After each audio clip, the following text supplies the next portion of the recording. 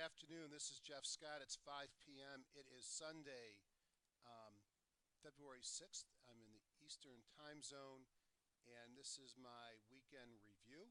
Hope everybody had a great 4th of July. Let's pull this up, and let's go ahead and get started. As you might guess, at 5 o'clock Eastern Standard Time, we still have Friday's futures, so I'm not relying on any data that would be available today.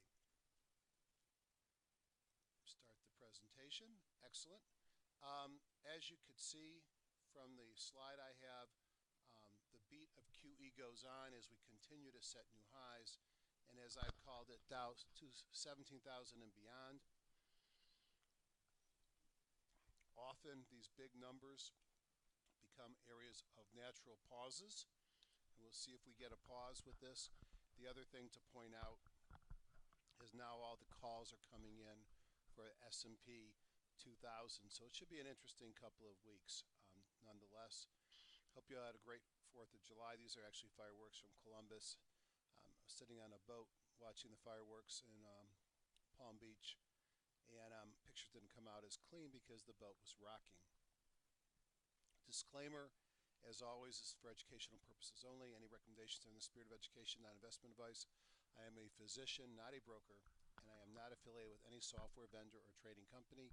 The tools demonstrated are those that I use in my daily trading, and I have paid for all the tools that I demonstrate. I often talk about becoming your own guru, as I was taught by Ian Woodward. He is not a guru, I'm not a guru, but what we try and do is to teach you what we have learned over the years. And I have learned from many gurus, whether it's Ian and Ron Brown, O'Neill from How to Make Money in Stocks, Morales and Katcher with their O'Neill Disciple books, my buddy George Lee, my new buddy John Person, who's written a number of great books. Certainly is a great supplement to the things that I've done in HGSI with his look at seasonality, his swing trading, his on-balance volume, which I now incorporate in my charts. Just a lot of neat things I've learned from John, and I use on a daily basis. Alexander Elder and Kerry Lavorne. Alexander's got multiple great books. Van Tharp, Position Size and Money Management. Jesse Stein, Mark Minervini. Great. It's applied knowledge. It's how to use the things we've learned to make a lot of money trading, Bigelow and candlesticks, and so on and so forth. I purposefully hide my desktop because I don't want to distract you with the zillions of programs that I've bought and don't use. What I really need is a real-time platform, whether it's TradeStation or Thinkorswim. There are merits to both of them. Something to analyze the market, of which I use HGSI and EdgeRater, Magenta, and now EdgeRater might supplant that for seasonal analysis and MarketSmith. An important slide that I always go for, because I have to ask you, where are we today? Clearly, every time I think we're going to roll over, it turns out we just go back up another leg too, and we're there again. No big evidence of rolling over, except we all know that time will catch up to us. At this point, the market ended on a high note. Hopefully you made good money last week. It was a positive week for our types of stocks. But there's many reasons to be concerned. Again, big numbers often lead to pauses. We had a big number come in this week at 17,000. Seasonality of the market would say we're due for a pullback in the summertime, which we are now getting into with lower volume, increased volatility. And as we all know, it's been a long time since we've had a significant correction. But then again, no one says we have to. Now, we have a number of indices. Looking for specifics. Okay. Let me just do this first. Market themes for my review this week. The following phase is never true. It is different this time. Whenever you find yourself saying it is different this time, it's not, and you're about to get slapped. So remember, it's not different this time, and we will at some point get a pullback or a correction. The other big message is to know your earnings per share dates. Earnings season's on the horizon. Not a really busy week this week, but the next quarter earnings are coming. Small stocks in the lead again, which means I made money, and anybody that follows HGSI related products, they made money. The interesting thing is I just had to take out interest rate sensitive stocks leading and made it rolling over. Utilities fell hard. REITs make it to some of the bottom groups. Even the MLPs and the midstream companies backed off this week. Energy stocks still near all-time or recent highs, but they cooled off,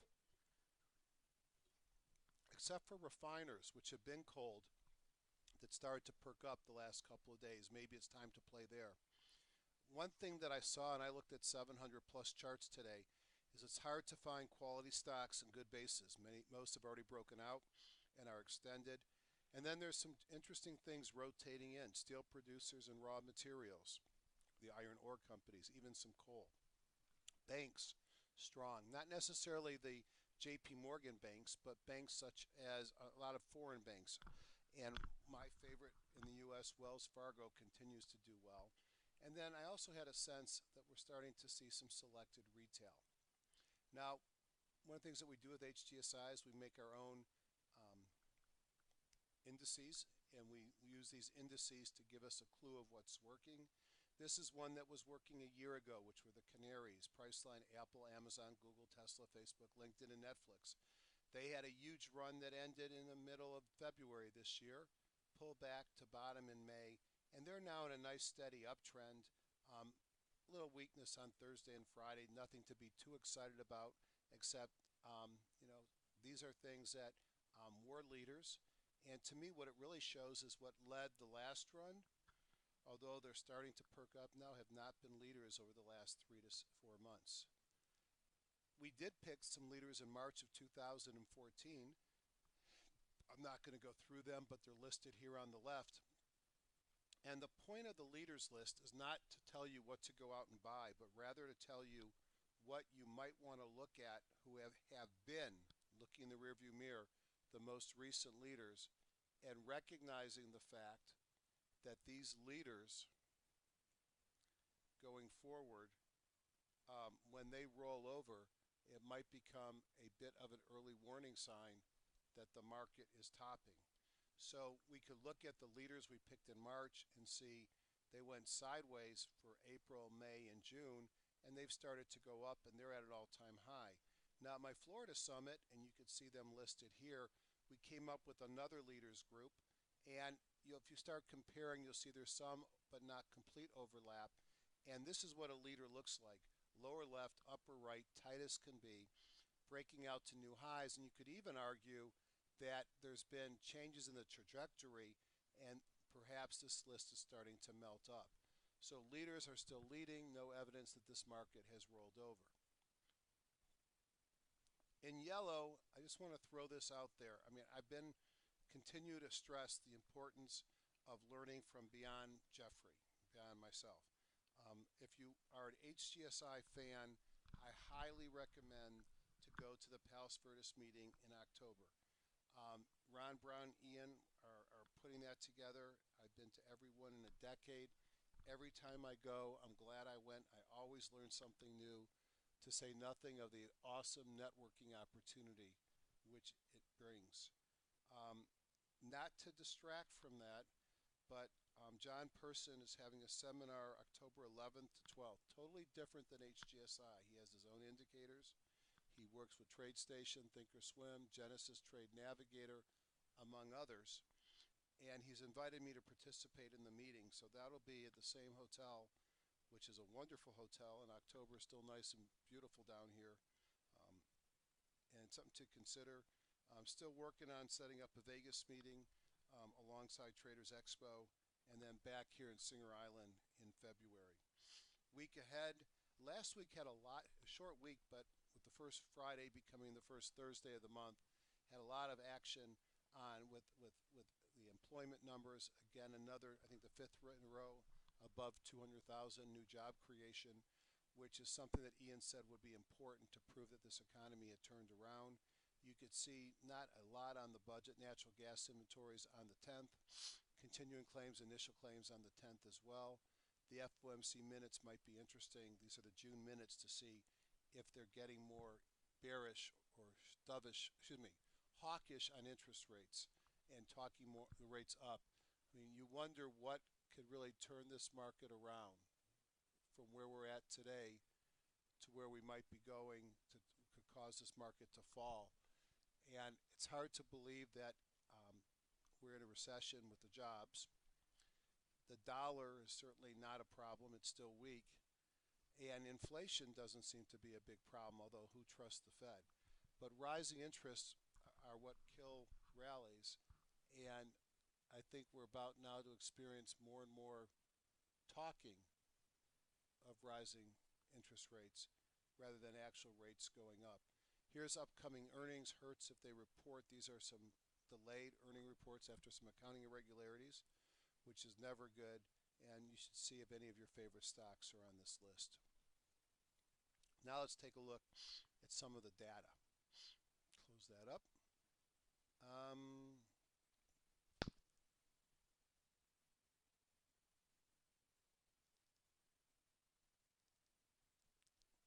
This is my end of week review that I always do for myself, so I always like to review that first. First thing to point out is looking from 627 to 74, which was only 4 trading days. This market was so strong that if you look at the S&P 500, which is way below most of our groups, it was up 1.25% in 4 trading days. Think about that. That would be a 60% or more annual run rate. Obviously, not a sustainable increase. Best of Woodward and Brown. Interestingly, these would be the best of the stocks looked at on Friday last week. Underperformed, were only up 1%. 1% this time being a bad number. Hard to believe that. Very few groups underperformed. I had a single breakout stock in my buy list, and you could see it was down for the week, down a little bit, down close to 1%. So the vast majority of groups were up a percent. What I like to see, I always look at a couple of things. I look at the IBD 50, which was up 2.6, the HGS 100 up 2.08. I was up 2.29 on my 60 holdings. That would be if I did no trading around them and had no hedges. 51 up, 9 down. So that's a pretty high percent rate of directionally being the right way. That just tells me that our types of stocks were in vogue. My buy list, 75% were up for the week, 2%. So what I like to see, and what I hope all of you do on your own, is how do you know that you're playing right, that your picks and your holdings are performing? Is I've got to compare it to something. And I compare mine to both the S&P 500 and the IBD 50 and HGS 100. So I'm pretty happy with this week's performance. You notice that a couple of these are shaded. It's my bottom fishing picks were the second best group of the week. As were my leaders were up here. Those were very extended. 8 out of 9 were up. High beta stocks did well for the week, which is not unusual to take high beta stocks and have them compare favorably to what happens with HGSI type growth stocks. If I just rotate down here, what wasn't working? Pullbacks were not great last week, although 1.5% up still outperformed the S&P. They just underperformed some of my other choices. And breakouts, the one breakout failed. When I talk about bottom fishing, these were the stocks that I looked at last week. Foundation Health, Dice Holdings, and Allscripts. And the big winner was Foundation, up 12%. So first concept is, from a Friday to Friday basis, my stocks in the market were strong. I could look at Monday to Friday, which takes into account gappy opens, etc., and there's really no difference here. The S&P 500 up 1.26, IBD 50 2.5. I was up 2.3, and HGS 100 was up 2%. So it really didn't make a difference whether I took the picks from Friday close until Friday close, or in this case Thursday close, or I went from Monday open, which is what you could have bought it at, versus Friday close. No real difference. Hindenburgs, we know this is a sign of a market ready to roll over. You see this before major corrections.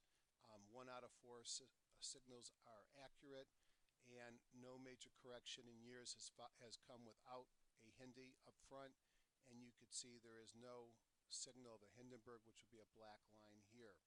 I look at my buckets, and my buckets sort of give me an idea of the ebb and flow of the stock market. I look at what percentage of stocks are above the midline in the S&P 1500. Above 80 gets to be high, below 20 is low, and you could see 79% above the midline, which is getting hot. And you could also see that 18% of stocks are above the upper line of the Bollinger Band. Now, historically, I would have been concerned about that. I'm still concerned about that. But what I've learned, and let me see if I can pull it up. I know I should probably include this because I look every time. It's a much better signal, I believe, for calling market bottoms than market tops. Let me see if it's up here.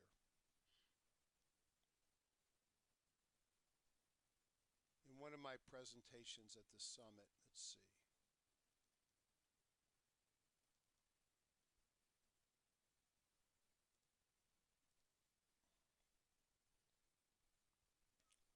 I may not find it. I did break out and take a look at the impact of the HGS 100 over, of the buckets over time. And the take-home message, and I would love to show it to you because I think it really does say a lot. Here it is. All right, let's just open up that file. The take-home message is that in periods of market weakness, that chart is very meaningful. And what I mean by that is when you get very oversold by buckets, so 20% of stocks below the lower band, that's when it starts to be very meaningful. When you're above the lower band, let me see if I can find that now. All right, of course. Okay,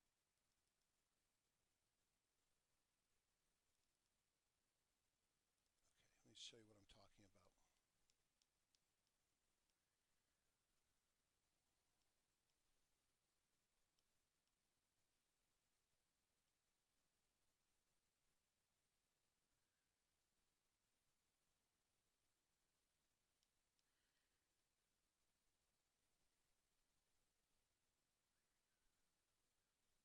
What I'm talking about is if you look, you see the pies here are mostly red. All of these are at 80% or below. I call the bottoms pretty well with my bucketology.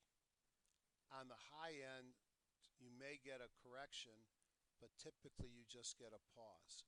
So I'm less concerned about this than I might be. It tells me I probably got a pause, but it does tell me with 18% of the stocks above the upper Bollinger Band that we are pretty ripe for a correction. If I go back about 4 weeks, this is really extended, looks like. And you could see here that we had 30% of the stocks above above the higher Bollinger Band, the S&P 1500. So clearly a much more ripe and extended market. And we did see a bit of a pause about a month ago. Now this is what a weak market looks like. It's really the mirror image here with 30% elevated of stocks in the S&P 1500 below the lower band and 86 of the stocks below the midline. And the importance of this date 4/11 is you may remember that I actually said on my broadcast that I thought that we were within 3 days of a bottom, and it turned out we bottomed the next day. So the other part is if you look at the highlighted areas, which will highlight where the majority of the stocks are, you can see an ebb and flow from the green above the band to the red below the band. And we are at a place now where we are, I won't say we're ripe for a correction, but we're clearly extended. Another market timing tool that I use in HGSI is sort of the Woody indicator, which is percent B times bandwidth, which is where my arrowhead is on F through I. These are 8 or 9 different, 1, 2, 3, 4, 5, 6, 7, 8, 10 different major indexes. Green is when it's safe to be long. red is when you want to be short, yellow is chop, and it's been very choppy really since the beginning of this year, or since March of this year, certainly with the sell-off we had in late March and early April. Um, but it's been mostly green over the last month or so, and nothing really has changed here. So the bias that I have would be weak up, although the indices really make you feel strong up. My lovely assistant just brought me a glass of wine. Isn't that sweet? All right. No, my lovely assistant is not David Gallardi, for those that are wondering. Um, Another part of HGSI I look for are setups, whether I want to follow George Lee's adaptation of David Elliott with squeezes and then different types of breakouts. I could also use Edge Raider to look at Morales and Catcher. And there's some new things in Edge Raider which I'll probably come back to at some point today. So far all I can say right now is that we have a market that's had a big run up. To say it's due a pause would be the same thing that everybody in the world is saying, but we don't know when that's going to happen, and we're waiting to see if we find some bearish imminent signals.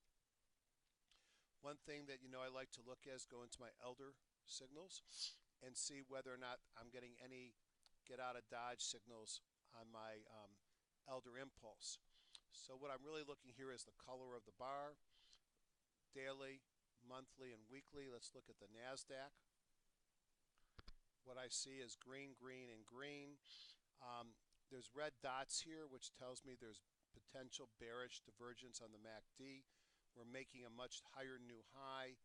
We're not making a new high on the histogram, so that's concerning that the move is potentially losing momentum. We're at 92% on the daily high jump on the NASDAQ, which tells me we're getting into nosebleed territory, which everybody already knows on this call. If I look at the Dow, green, green, blue on the monthly, MACD divergences on the daily and the monthly, again, barely making it over the midline despite coming to new highs. Not as extended by high jump on the Dow. The Dow was our weak sister, and it had a nice 3 days, Tuesday, Wednesday, and Thursday last week. The Russell 2000, looking at the TF futures, blue, green, and blue. Green means you have permission to buy. It's a filter. If it's red, you shouldn't be buying. If it's green, you shouldn't be selling. Blue, you can do pretty much what you feel is necessary. And like the others, certainly on the weekly, you could see divergences as well. S&P 500, broken record, green, green, and blue. MACD divergences with these red dots at 89 on the high jump. What that means is the high jump, for those that may be watching me or listening to me for the first time, is we take the price and then we look at the distance between price and 3 moving averages. By the way, they're not plotted on this chart. The 17, the 50, and the 200. We add those distances together and plot them, and we look back, and when you get the highest you've been for whatever you define as a long time, it tells you the market is extended and prone to a pullback. I've set that to numbers, and this tells me that we're 89% of the highest high jump going back 200 bars. 95 makes me nervous. 89 just tells me we're getting close. And the NASDAQ, green, green, and green, probably the leading industry right now, leading index, it too with some clear MACD divergences. So I think, and 95, which is extended on the high jump. So more evidence that this market is in nosebleed territory. Now, bull markets don't end necessarily in one day. It might just be seen over the next couple of weeks of increasing volatility and choppiness. But consider yourself at least mentioned, I won't say warned, that this market is getting very toppy. All right. Now let's jump into HGSI and take a look at the market and what's working and see if we can't find some things to be interesting this week. I start in top-down analysis. Note there is a new version of HGSI to be released shortly, but I'm still using the old version until after I get done with this broadcast. I didn't want to mess anything up. Not that I haven't already tested the software, but because there's a couple tricks that might be different, and I don't want to learn while I'm on your dime. Oh wait, you're not paying for this, but still, you get the point. So top down looks at pure technicals, price and volume mediated. Force index is another way of looking at price and volume, and that's all that's in this. It's heavily weighted to yesterday or the last trading day, the last trading week, but does go back as much as 3 weeks in time. Over this period of time, small caps have resurged. Russell 2000, small cap 600, mid caps, the NASDAQ, all leaders, transports continuing to do well, as do semiconductors. Silver actually higher up on the list than gold this week, perhaps making up for its underperformance relative to gold coming into this week. At the bottom are bonds, volatility, utilities, commodities, and the dollar. When they're at the bottom, you're making money, at least if you trade the way I trade. So not a big surprise. We look at one-day performance on Friday. Volatility was down nearly 5%. Utilities were off 2.8 over the 5 days. Gold was flat for the week, down 0.4 on Friday, up 0.3 for the week. The big winners on Friday, again, the small stocks, and for the week, the semis, the NASDAQs, small stocks, NASDAQ composite, the Russell. So HGSI related stocks were clearly the leaders and winners for this week. Now, if I go to 05 industry groups and I look at 2-day force up and make sure I have raw combo, this will bring to me the groups that are leading to the upside using a 2-day force. So 80 out of the 196 are up, and to the downside are just 6. Look what's to the downside. Some of our big leaders, REITs and midstream to the downside. I'm surprised that utilities are not there as well. Perhaps it's related to not enough volume, but utility stocks sold off hard the last couple of days, and they had been big leaders. So if interest rate sensitive plays such as REITs, utilities, and midstream oil and gas index and the transmissions are selling off, somebody thinks interest rates are going up. And if interest rates go up, interest rate sensitive stocks will no longer be leaders. Now, this has happened several times when the Feds talk it up, and then people realize third quarter of 2015 is still a long ways away, and then you may end up seeing these guys come back into favor. But let's stay with what's up, and let's take a look. Pharmacies and drugstores. I really like Rite Aid. Rite Aid meets a lot of the characteristics of the stocks that I like to purchase. So let's open up a chart. Let me give you a quick review of what's in here for anybody that might be new. Up at top are a couple of technical indicators. The Bongo Weekly and Bongo Daily are some of my favorites, and they are related to RSI index and price. We have accumulation distribution. We got force 13 and force 2. I've got my high jump bar with a red candle highs and green candle lows if they have them. DI crossovers. Then I have Bible gap ups, of which you don't see that many. Here's one back here. Then we have squeeze and then MOBO breakouts and breakdowns. Down here we have pocket pivots. We have on balance volume with a 10-day exponential, or 10-day moving average rather, and we have kahunas. So the first one I see here is Rite Aid.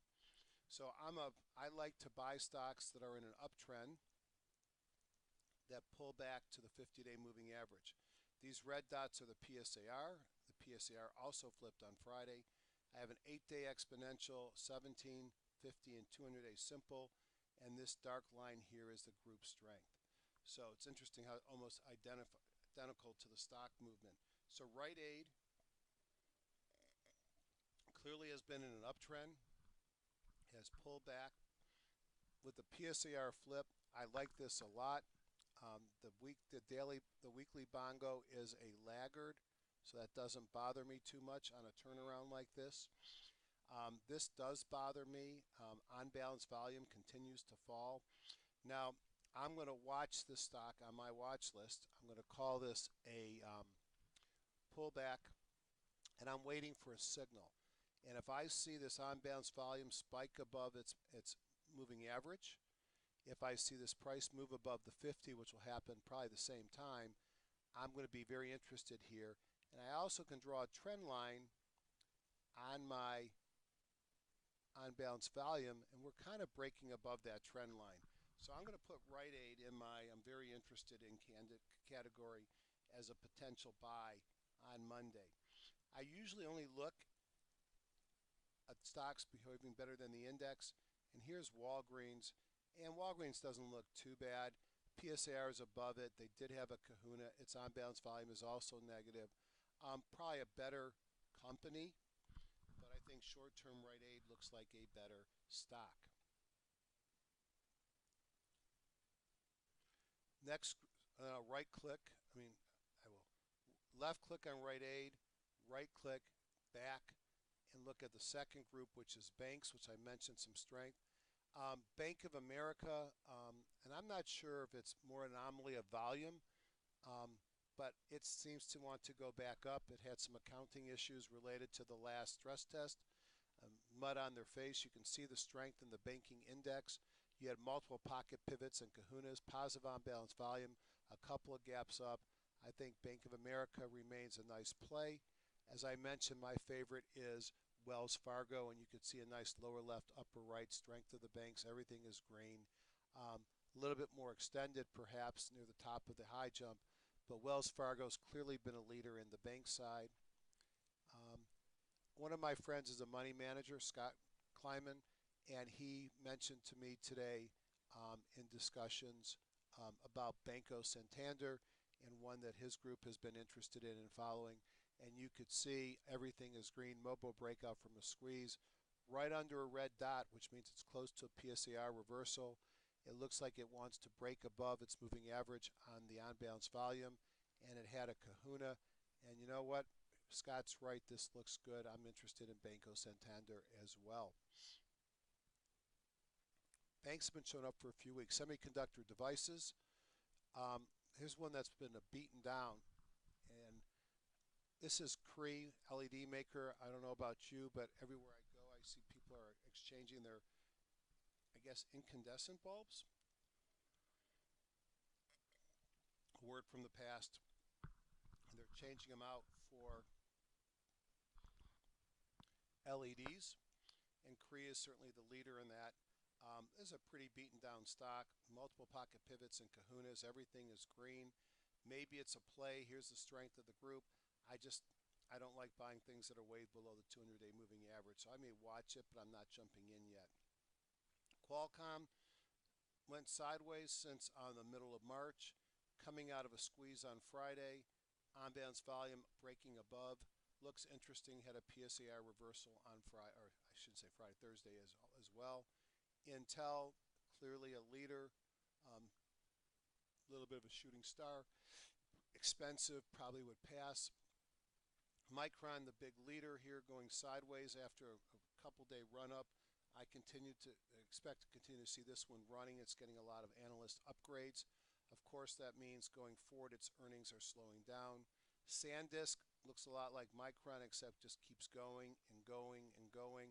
Doesn't have the earnings power going forward, but some people love this, and why not? Every time you buy anything that has a phone or computer, a smart anything, tablet, they all have memory slots, and then you buy SanDisk and you stick it in there, digital cameras, etc.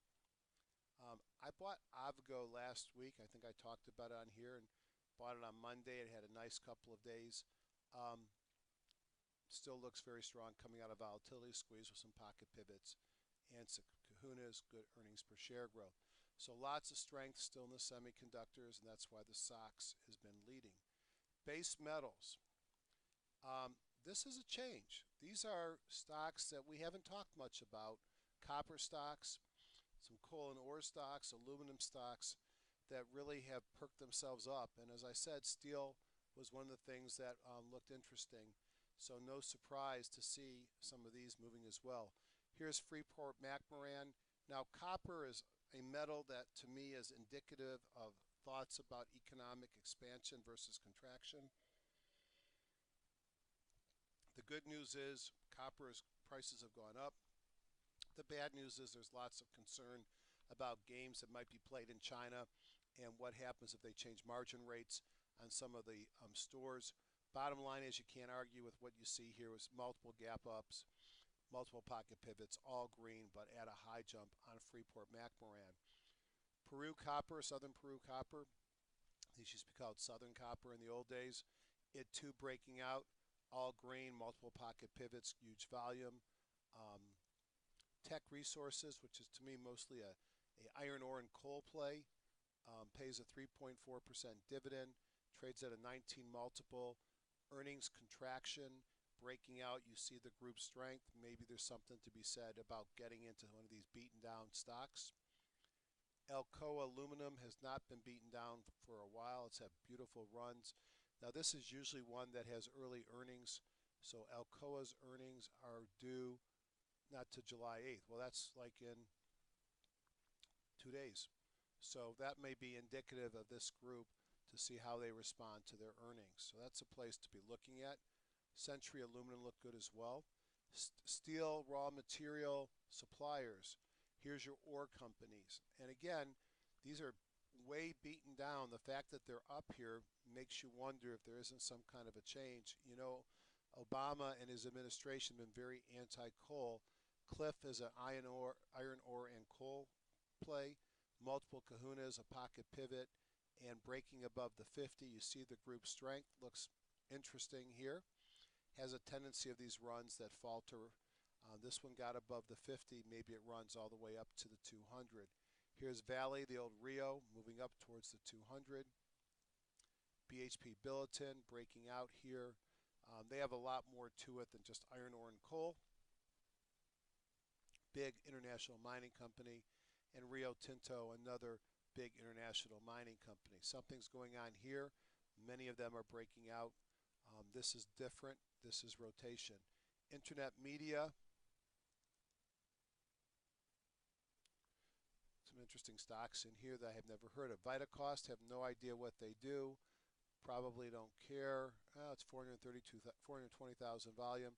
Cheap stock, everything turned green. They had a Bible gap up here. Not much the next day. That looks like a buyout, so I'm going to skip it. Now, of course, I could do more info from web and go to FinViz. It'll open up a web browser with the company and the name here.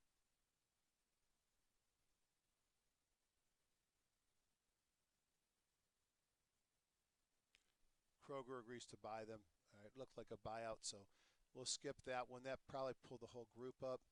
Yahoo. I'm not into Yahoo. Maybe you are. Sideways at best.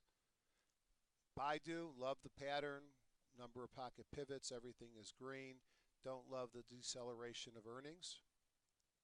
Google, do like this one. Looks a lot like Baidu, but it's not money. Earnings coming into the stock. There's Google L. There's Google C, I believe, is the other one. Both about the same. You could see positive on balance volume on Google.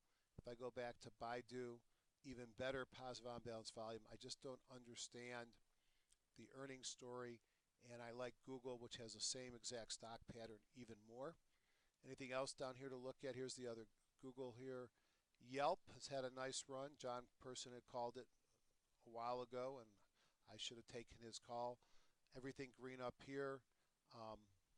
Positive on balance volume all the way back here in the beginning of June before it broke out. Some pocket pivots last week. Doesn't make any money.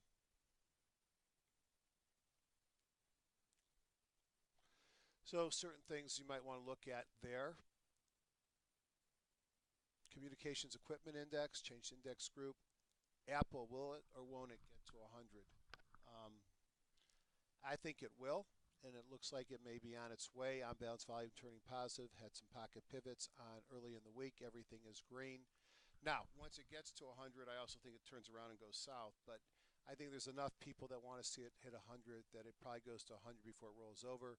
Cisco, similar pattern, gapped up on Friday out of a squeeze, a couple kahunas and pocket pivots. Not much in the way of earnings per share growth, although it had earnings beat.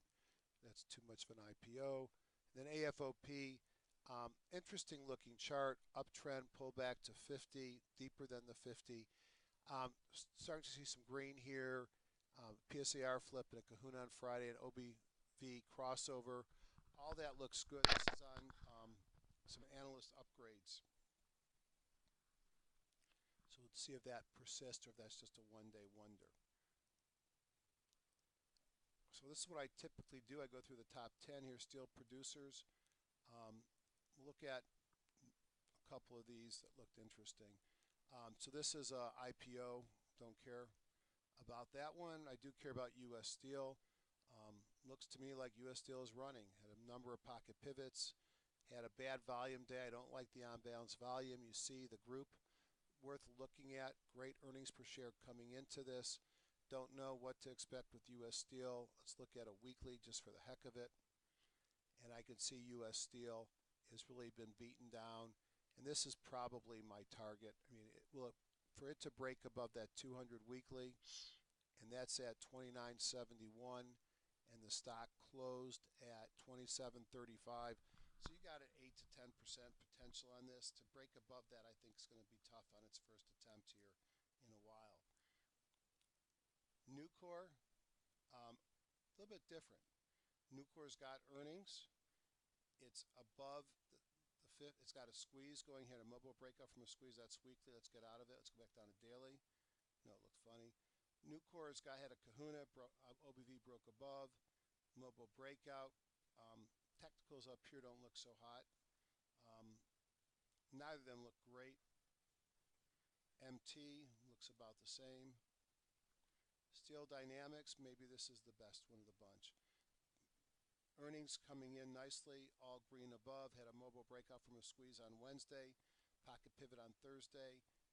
And it's above its moving averages. This would be my favorite in the group, Steel Dynamics. Other specialty retailers. Petsmart, I saw this. I don't know if this was earnings or if they got a bid. So let's take a look at it.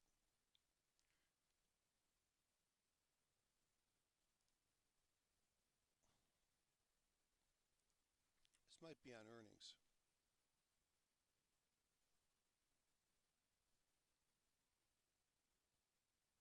Oh.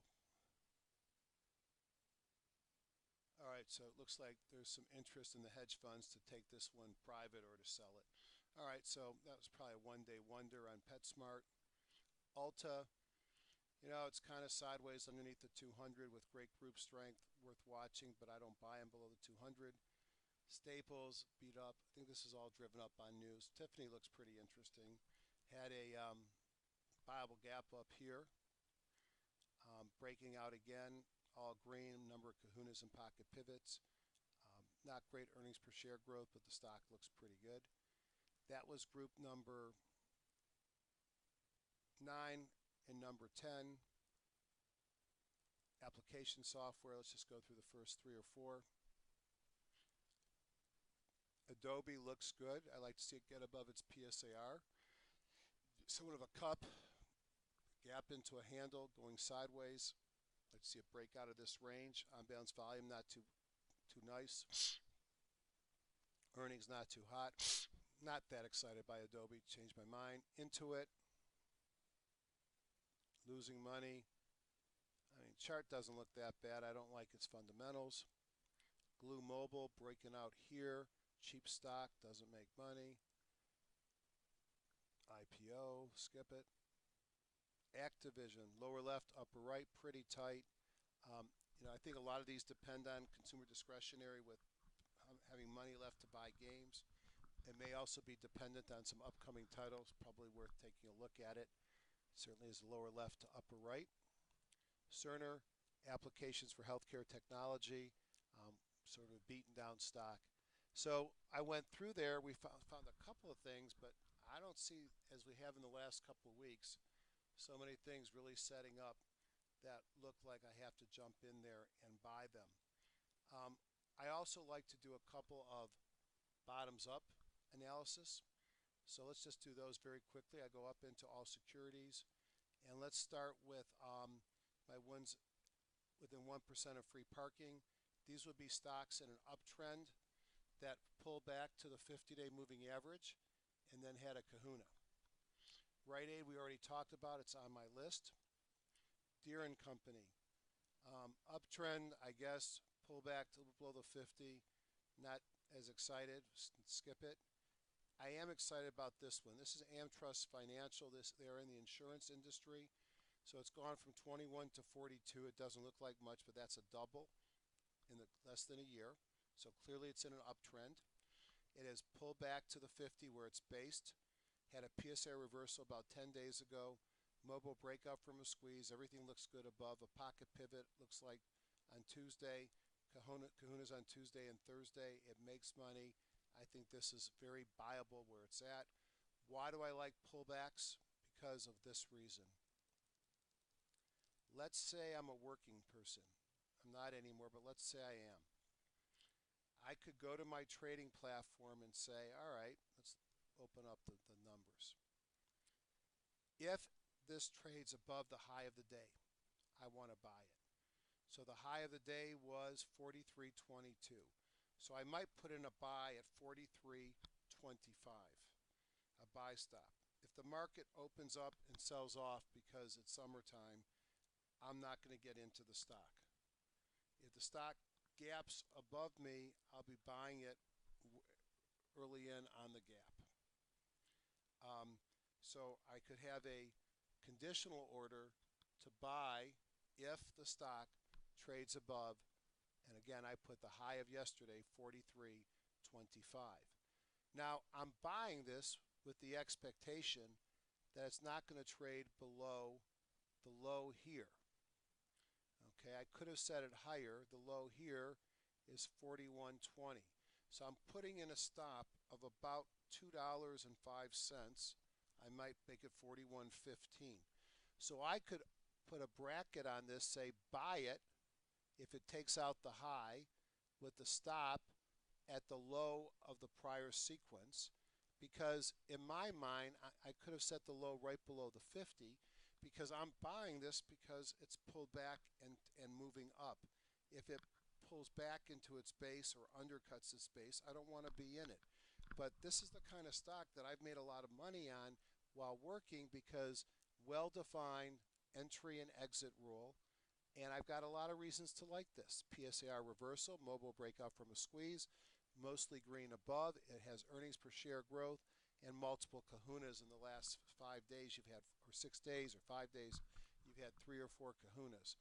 So I like this guy a lot, and when I travel, I do what I just showed you, which is I set my buy and sell stops based upon the chart pattern and feel very comfortable that I'm not going to get burned. Malaysia, I'm not going to talk about countries. Myers Industries, kind of a sideways, not much of an uptrend, so I'll probably pass on that. Emerson Electronic, I'll pass on that. ExxonMobil, uptrend, pull back to the 50, mostly green here in a squeeze with the kahuna. OBV breaking above positive potentially. This is another one that I might watch. All right, so what else do I like? I like to look at PSAR close at a squeeze. So these are all stocks that are squeezing and whose price is just immediately below a PSAR dot, which means any upward trade tomorrow and the PSAR flips and gives me a buy signal. So let's look at some of the top ones. I see a couple that I like in the top 5 or 6. Skyworks, lower left, upper right, sideways for a better part of a month. Mobile breakout from a squeeze on Friday. Like to see on-balance volume be higher and above the moving average. That's a bothersome thing. But a move up takes out the PSAR. Might be interesting. Look at the earnings per share growth in Skyworks. RFMD, pull back to the 50. Looks like it may want to run again. I found it because it's right below the PSAR. I'm looking for a move above the PSAR to get interested. Methanex, pull back right below the PSAR, group strength. This is a way that I ferret out and find stocks to buy. HD Supply Holdings, what do? Industrial distribution, okay. Everything's green, mobile breakout from a squeeze with a kahuna.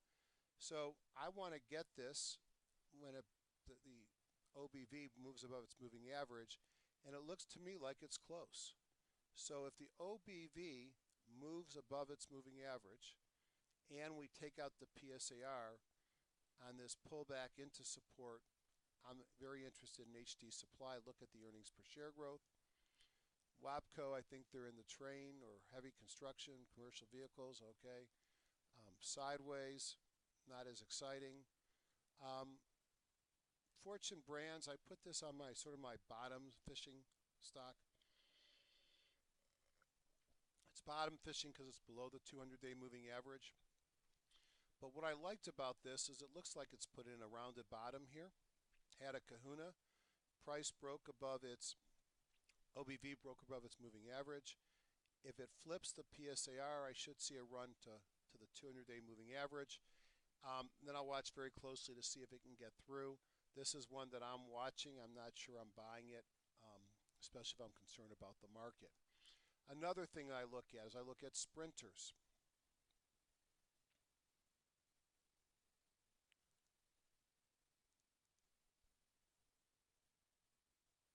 These are all different searches that I have, which I use to find some of the better stocks in the market at a given time. So this is Centene. I saw a lot of managed care stocks that don't have great earnings. This one does, that are breaking out to new highs. That means they must be sorting out Obamacare.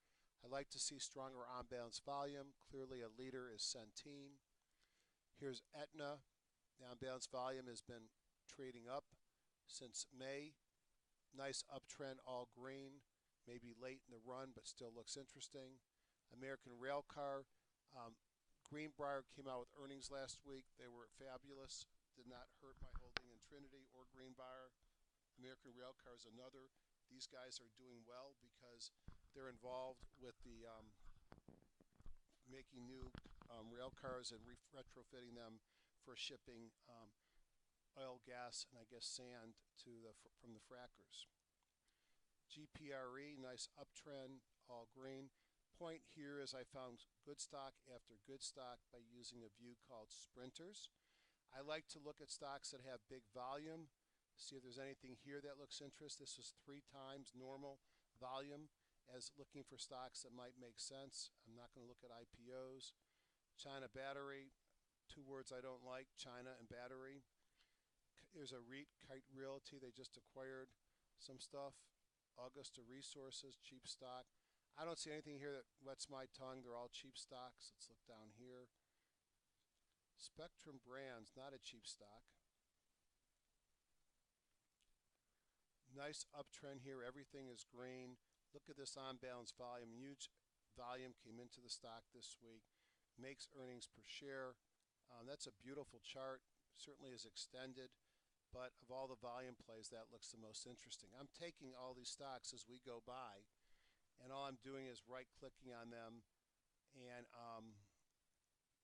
quick add to group, and then I typically will put it into my buy watch so I can go back later and review the things that I see as I go scanning through the market. All right. Other thing I like to do is my group inclusion filter, so let's finish with that. And then I'll show you a couple neat things that are new in EdgeRater, and we'll say goodbye. Group inclusion filter, let's go into some smart groups. Tools. So the idea here being the smart groups are pre-formatted groups of stocks that you might want to look at to get an idea of what's working well.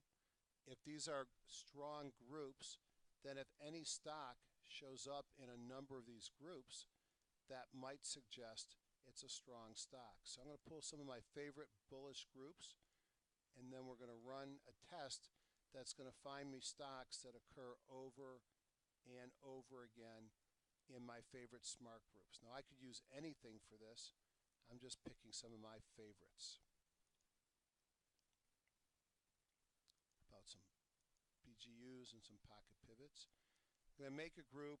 I'm going to call it a July 6 web gems. Let's see if we can find the top 10, and we'll go through them, and then a couple things in Edge Raider, and we'll be done.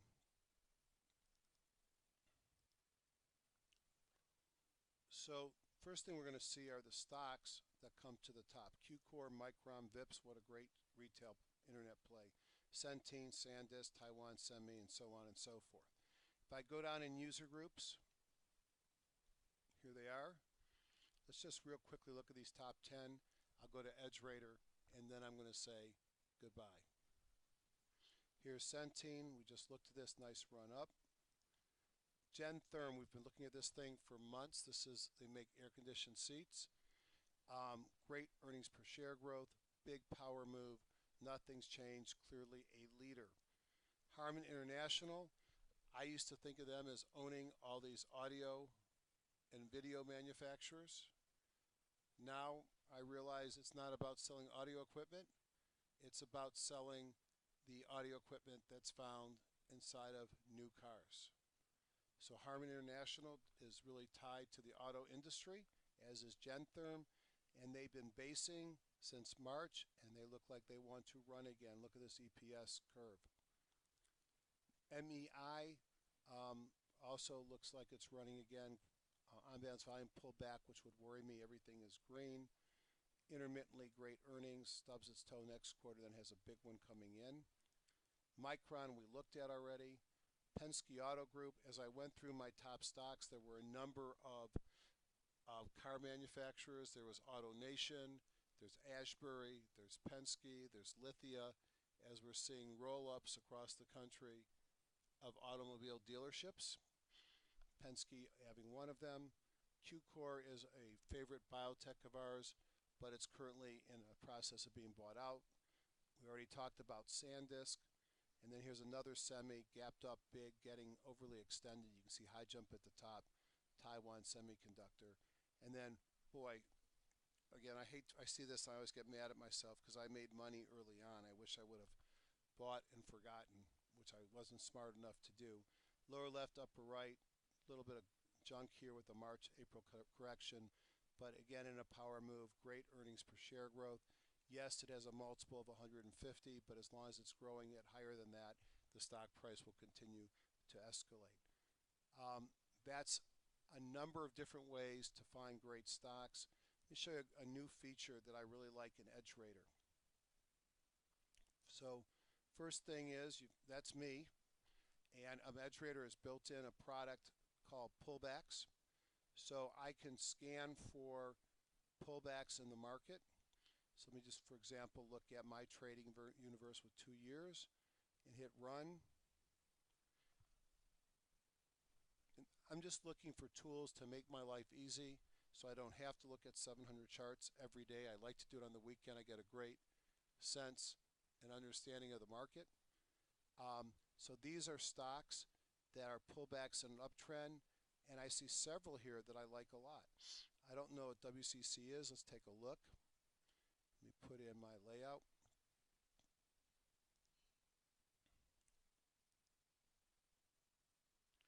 You can see essentially an uptrend, pullback, big move up on Friday in WCC. I think that's a REIT, if I remember correctly. Maybe they do residential. Let's see.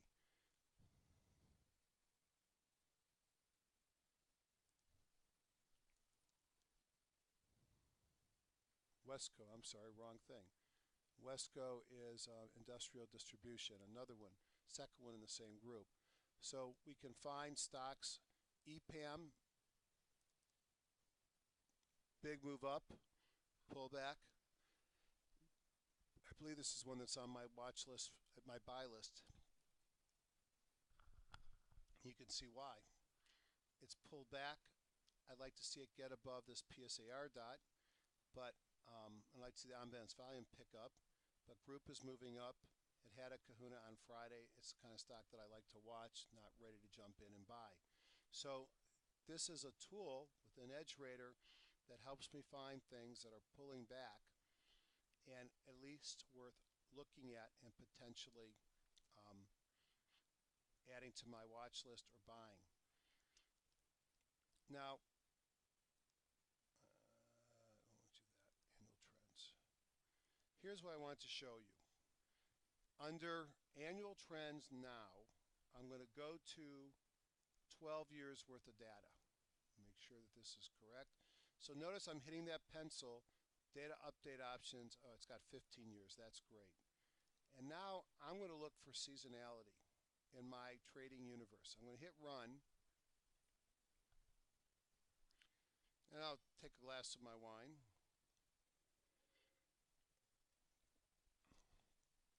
And it's running. It's running. Take another glass of wine. I'm looking at 15 years worth of data on about 2,000 stocks. So now I can look at performance in the next 2 weeks, the next month, 2 months, 3 months. So LXU. LXU is up an average of 9% over the next 2 weeks, relying on 15 years worth of data, and it's up 13 out of 15 years. Right? That may or may not meet your odds of what you're willing to buy.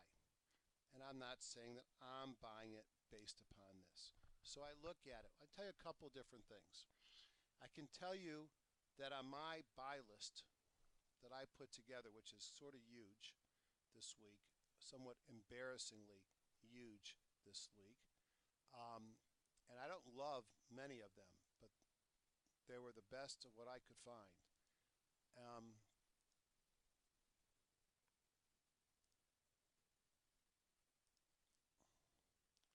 There were several specialty chemical stocks or plastic stocks that made my list. You know what, I don't know what they call them now, but there were several chemical stocks that made my list this week. So the fact that I see that LXU has such a great, I wonder what it's called, because I call them specialty chemicals. There are some plastics and some others. But bottom line is I saw some movement in what I refer to as specialty chemicals. So when I see that LXU is up, agricultural chemicals, all right, that's what it's called, 13 out of 15 years, an average of 9%. I see that when I look at the chart, everything is green. I have a mobile breakout from a squeeze and a PSAR reversal. On balance volume is strong. So if I know that, whoops, wrong one, my bad, that this stock is up an average of 9% over the next 2 weeks and 13 out of 15 years, do I want to buy that stock? Maybe. You got to do your own research. But this is really cool. And I said before, I use seasonality with Magenta Trader. I use it with Best Choice. But I can take whatever list I want. So let me just do something that I think is very cool. And I haven't done this yet. I'm going to go into my buy watch. I'm going to make group from list. Now I'm going to open it up in my designer. Here's my buy watch. File, ASCII Utilities, export group as a list. And it's going to go into EdgeRater, and I'm going to put today's date, which is 7.6.2014. And I want symbol and name. Excellent. I'm going to hit OK. Export complete. Now I'm going to go into my buy watch. I'm going to hit that pencil, and I want 20 years of data, or as many years as we got. And I want to make sure that, all right, perfect. Data provider HGSI. I want to save that. Now I'm going to hit that, and it's going to update my data by pulling it directly out of HGSI. And now I'm going to run this template. So on my buy watch list, I can look at biggest return over the next 2 weeks. All right. Skyworks up 14 out of 20 years, up 7% average. Amgen up 17 out of 20. Amazon up 11 out of 17. I think this is cool stuff. And Huntington was another one where it was HUN. I thought I just saw that. That's another in the chemical group. I can look at what are they up a month from now. Now I'm going to ignore anything that doesn't have at least 5 years worth of data. You notice this DL here. I want to just talk about that for a second. Up 4 out of 5 years, up an average of 10%. I noticed on my review that there were a number of Chinese learning stocks coming up here. This is at a very low risk buy point. It's not that exciting. OBV's up a little bit. That is exciting. Price is above the moving averages. You clearly had some kind of a squeeze going on here, although it didn't register. You got the PSAR underneath. As I said, something is going on with this group, and I saw a lot of movement on when I looked at charts. Now I see it's up 10% average over the next 2 weeks. That might be enough of a reason. The other thing that's kind of cool is you can build out your own. I hate to show this, but I'm going to show it. I'm working on this with John, my friend John Person. I can look at his signals, his high closed dojis, his low closed dojis, his pivot crossovers, whether I'm sitting on top of a pivot or not. And I could look for things that have a lot of confluence. So UNP is interesting because UNP has a high closed doji, which is a buy signal, and it's within 1% of its monthly, weekly, and daily pivots. Let me just go look at that.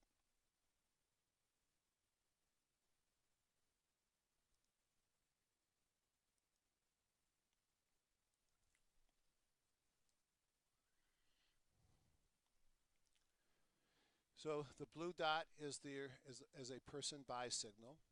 The high closed doji basically means within the last 3 bars it had a doji and I had a close above the doji. It's above its moving average. And if I go look at it on a monthly chart or a weekly chart or a daily chart, it's within 1% of its pivots. That meets a lot of criteria that I might look at as a buy signal. Okay. Now what's really cool is whether you're looking at person, which this is Jeffries only, not available for anybody else at this time. Maybe someday that'll change. Whether I'm looking at Morales and Catcher, I can apply my buy list to code blue. And I could see which come to the top. SPW. Kahunas, pocket pivots. Okay. I can do other things. I could look at the George Lee signals. Where's the funny Canadian hat? All right, I know you're in here somewhere, George. There you are. I can look at daily signals and see if any of these are having my daily signals. So I'm looking for squeezes, and I'm looking for the various types of breakouts. These are ones with pocket pivots. Here's the MOBO breakouts, and here's my PSAR reversals, and here's stocks that have multiple. So I'm able to integrate, and by hitting this key right here, I can go and grab the last bar from Yahoo with a 15-minute delay, and to my heart's content, I can be running these scans intraday, finding stocks that meet my buy-sell criteria. I guess on that note, I'm going to say goodbye, good luck, have a great day, remember, and a great week trading. Remember, if you hear somebody say, it's different this time, change channels, tune them out, and remember, it is never different this time. It just may appear to be until the market rolls over. Good night, safe travels, talk to you soon.